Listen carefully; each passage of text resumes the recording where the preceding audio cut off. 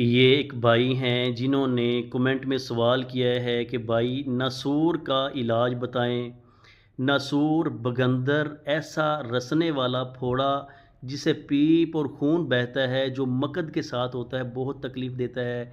इस कंडीशन में ज़बान की जो ऊपर वाली तह है बिल्कुल सफ़ेद होती है, बार बार पेशाब आता है और जिस्म में दर्द होता है।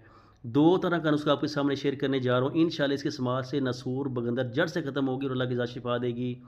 1 तोला आंवला, 1 तोला मगज़ करंजुआ, 2 तोला फटकड़ी सफ़ेद खिल की हुई, 4 तोला काली हरीड़ घी के अंदर तली हुई।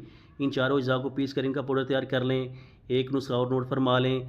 1 तोला देसी अजवाइन, 1 तोला तेज़पात और 1 तोला सुरख राई, 3 तोला गंधक आंवला सार। इन चारों अज़ा को भी पीस कर इनका पाउडर तैयार कर लें। सुबह, दोपहर, शाम 3 टाइम हाफ टी स्पून आपने पानी के साथ लेना है।